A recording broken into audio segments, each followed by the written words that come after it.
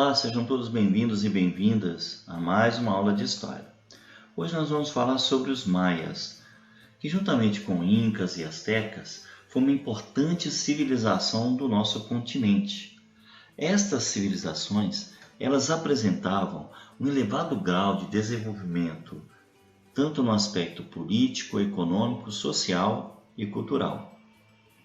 Mas onde essas civilizações se desenvolveram? Se a gente observar o mapa aqui, essa parte avermelhada, nós vamos encontrar o Império Azteca, onde hoje é o México, o território mexicano.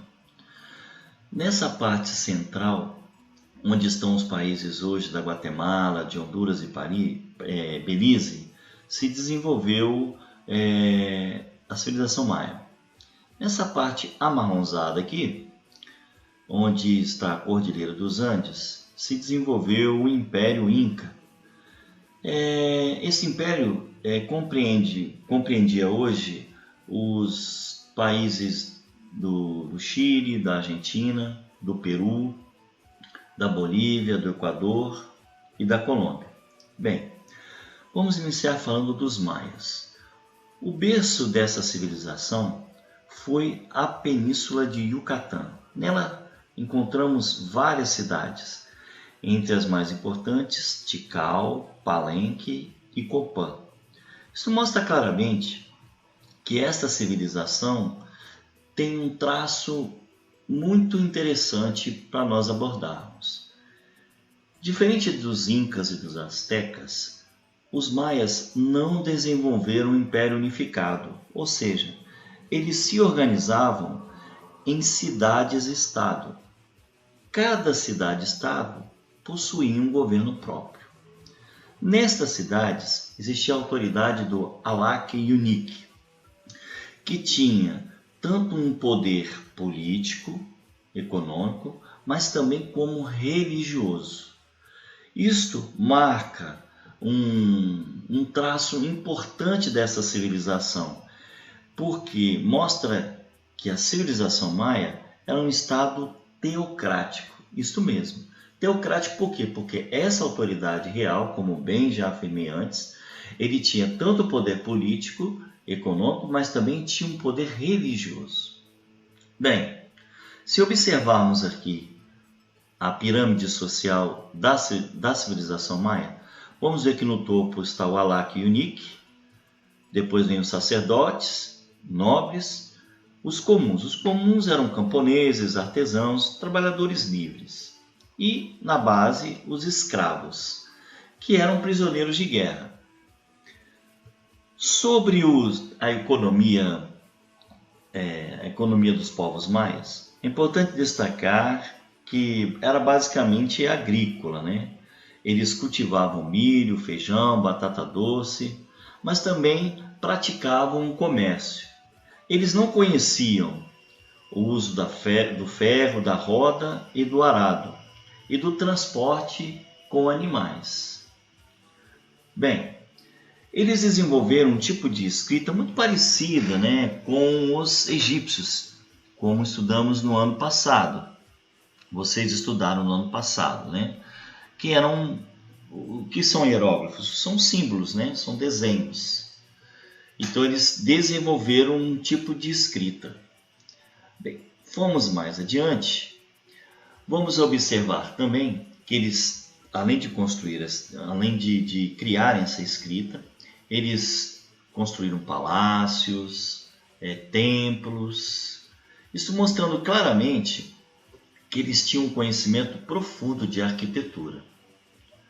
Outra coisa importante que é importante a gente ressaltar sobre a civilização maia é que eles criaram um calendário muito parecido com o nosso, com 365 dias. É um calendário que se aproximava muito e até com exatidão do modelo que nós temos hoje. Outra coisa importante que é importante a gente destacar sobre os maias é os conhecimentos deles sobre a matemática. Eles tinham um conhecimento sobre matemática, astronomia. E é interessante, eles criaram, inventaram essa questão das casas decimais e do valor zero. Olha que interessante. Vamos mais à frente e vamos falar um pouco sobre a questão da religião. Em primeiro lugar, eles eram politeístas, ou seja, adoravam vários deuses. Eles também acreditavam que o mundo natural era regido pelas forças espirituais e pelo poder dos ancestrais. Outra coisa interessante sobre a religião maia é que eles viam na natureza os espaços, os locais da natureza, como locais sagrados, espaços sagrados. E além disso tudo, eles faziam sacrifícios humanos. Com isso, eles queriam tanto agradar aos deuses, né? E também fazer com que o universo funcionasse da melhor maneira possível. Para concluir, devemos destacar um aspecto importante da civilização maia.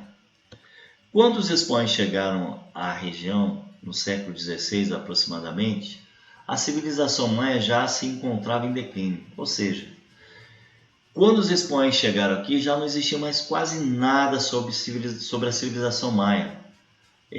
O que existia? Os templos que eles construíram. Ao que tudo indica, esse declínio, essa extinção desse povo maia está relacionado a questões climáticas, a questões de guerras entre os povos que ali existiam. Falamos agora um pouco sobre a civilização asteca. Bem, a civilização asteca se desenvolveu onde hoje é boa parte do território mexicano. A sua principal cidade era Tenochtitlan.